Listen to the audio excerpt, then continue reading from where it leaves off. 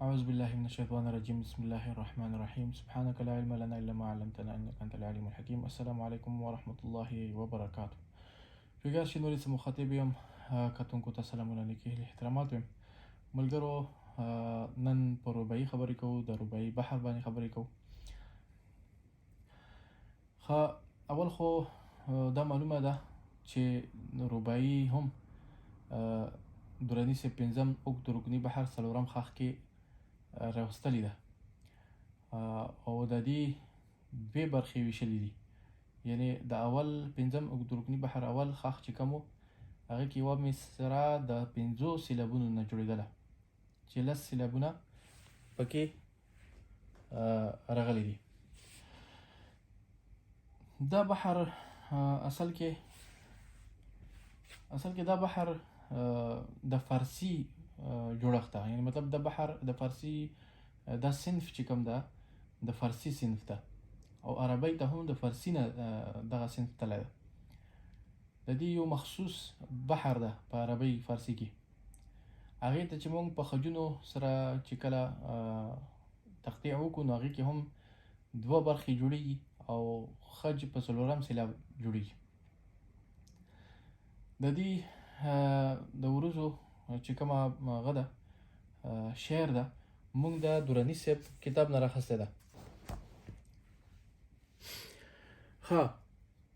نو دا چې کوم بحر موږ راخیسته ده دراني صاحب کتاب نه راخیستې ده. ای سروي قده باریکه، دا یوه مصره ده. تر نورو ښکلو راته نږدې که. په ربعي کې خلک لکه قید نشته چې څه لیکل کېږي، خو دا چې په څلور سیلابونه څلور مصري لري او د څلورو مصرونه یو بند جوړېږي. لکه شعر دوه مصرونه یو بند جوړېږي، خو د ربعي څلورو مصرونه یو بند جوړېږي. په دې څلورو مصرو کې یوه خبره یوه موضوع راخیستې وي. واز نصیحت اکثر اتلانو راخیستې ده، یا فلسفي دغسې څه اړخ یا تصوف اړخ، خامخا داسې څه اړخ وي چې هغه په دې څلورو مصرو کې شاعر راخلي. او دا ربعي چې کومه ده مخکې د دې بحر د فارسي نه راخیستی شوی و، هغې بحر کې لیکل کېده. بیا د بحر نه پېژندلو په وجه باندې ځینې شاعرانو دغه دریم سیلاب کې چې خج راځي 12 سیلابونو بحر ده، دې ته هم د مسلسل غزل ته یا مسلسل چې یو بیان پکې و هغې ته هم ربعي وویل، ولې چې بحر یې پېژندلو نه. نو دغسې غلطیانې ډېرې شوي دي. اوس هم هغه پوهان چې هغه ربعي بحر نه پېژني نو هغه غزل ته ربعي وایي، یا واز نصیحت بیتونه راواخلي چې تسلسل لري هغې ته ربعي وایي.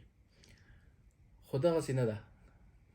لکه څنګه ټاپې لپاره بحر ټاکلی شوی اوسه پورې را روان ده چې څلورم سیلاب کې خج لري او بره مصره 9 سیلابه ده، لاندې 14 سیلابه ده، خج یې په څلورم سیلاب ده.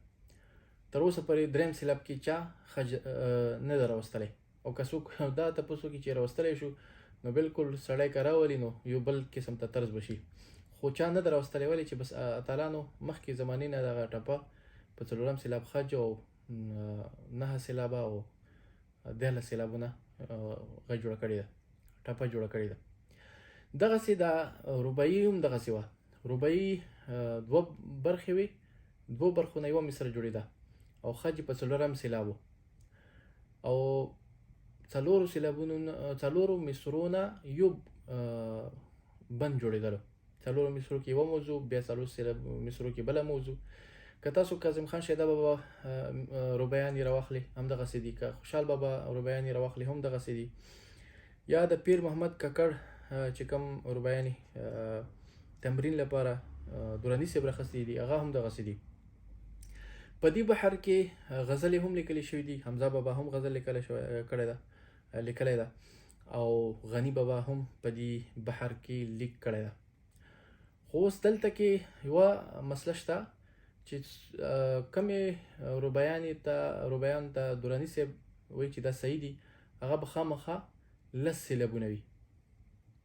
لکه څنګه ای سروي قده 15 سیلابونه شو، باریکه 15 سیلابونه شو، 10 سیلابونه شو. او چې کوم سیلابونو کې یو سیلاب زیات ده، لکه 11 سیلابونو رباعیانې اتلانو راوړي دي، هغې ته دراني صاحب یا داسې نور ملګري غلط وایي، خو زما په اند هغه هم غلط نه دي. د دې مسله داسې حل کېږي که مونږ پنځم اوږد رکني بحر داسې وګڼو چې یو رکن 15 سیلابونو شي. که د دې لنډه طریقه دغه ده، که دې یو رکن مونږ 15 سیلابونه وګڼو، یعنی مطلب رباعي لپاره مونږ یو رکن 15 سیلابونه وګڼو، نو دا مسله حل بشي. یعنی دا به یو رکن شي، 15 سیلابونه نه یو رکن جوړیږي. لکه مثال سین سین سین خج بیا سین، دا یو رکن شو، ورپسې بل رکن شو. نو دغسې 15 سیلابونو پرې هم بیا سړی که کلام ولیکي مسله نه جوړېږي. خو بهرحال ډېرو اختلافونه راتېر شو. رباعي چې کومه ده دا دوه برخې دي، هر یوه برخه چې کومه ده 15 سیلابونو ده او خج په 4م سیلاب ده. لکه تاسو کتلی شئ ای دروند سیلاب سر دروند سیلاب سر ویقه ده. نو د دې حل به دغسې شي چې مونږ د یو رکن وګڼو. ای دروند سیلاب سر دروند سیلاب وی سپک سیلاب ق دروند سیلاب دا سپک سیلاب میان می سپک سیلاب یان دروند سیلاب با سپک سیلاب ری دروند سیلاب کا سپک سیلاب. نو دا دوې برخې شوې چې ترې یوه مصره جوړه شوه. خوشحال بابا والا رباعي راواخلو نو دې کې 11 سیلابونه دي. کسې دا اوله چې کوم هغه ده برخه ده د دې سمون خوري چې طبیبان می چې طبیبان می ای سروقه ده کسې. خو دا دلته کې بیا دوه سیلابونه یو سیلاب زیات شوی ده چې طبیبان می د رنځ درمان نه که 11 سیلابونه دي. صحیح شو. نو دلته کې که اوس مو وګورو یو سیلاب زیات شوی ده چې بی دا سپک سیلابونه دي. بان دروند سیلاب ده، می سپک سیلاب ده. دا یوه برخه شوه. د دویمه برخه چې وګورو دا رنځ نه دا رنځ درمان نه که. نو دا کسې خجونو اتفاق بیا هم سره سمون خوري. په 4م سیلاب باندې خج ده، خو دوو برخو نه ده. خو که مونږ 15 سیلابونو کې دا رباعي وګڼو نو هغه مسله حل کېږي چې یو سیلاب زیات شي 2 سیلاب. ولې چې خوشحال بابا ټول اکثر رباعي په 11 سیلابونو لیکلی شوي دي. نو د دې چې کومه هغه ده لنجه ده هغې نه به خبره وځي. د بله هغه وګورو رنځ مې که ډېر شي، رنځ دروند سیلاب می سپک سیلاب کا سپک سیلاب ډېر دروند دا دلته کې خج ده شي سپک سیلاب. دا یوه برخه شوه. بیا دروند سیلاب د سپک سیلاب ار سپک سیلاب مان دروند سیلاب دلته کې خج ده نه که. صحیح شو. نو کم هغه ده 11 سیلابونه دي هغه به شي. یعنی مطلب دغه ده چې که مونږ رباعي نو که یو رکن مونږ 15 سیلابونه وګڼو نو هغه مسله چې کومه ده هغه حل کېږي. او زه خپله هم د رباعي چې کوم یو رکن ده رکنونه دي دا 15 سیلابونه ګڼم. او 15 سیلابونو سره بیا مونږ داسې هم کولی شو چې 15 سیلابونه هم رباعي جوړولی شو، خو چې خج په 4م سیلابي او یو رکن 15 سیلابي داسې شته نه. خو که مونږ دا وګورو چې خوشحال بابا 11 سیلابونه وله رباعیانې راوړي دي، کاظم خان شهدا بابا هم راوړي دي، نو هغه غلطي نه وه. خو مطلب دا چې که مونږ بحر که رکن مونږ 15 سیلابونه جوړ کړو نو هغه مسله به حل شي. نو رباعي چې کومه ده هغه دغسې وي، یعنې یوه مصره دوې برخې جوړېږي. او که 15 سیلابونو رکن مونږ جوړ کړو نو ښه اسانۍ سره مونږ رباعي باندې رسېدلی شو.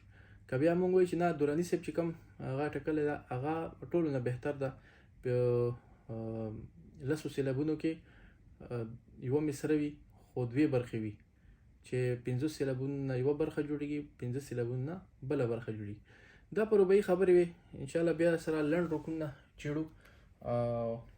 خبرې ستړي شوې. الله پامان.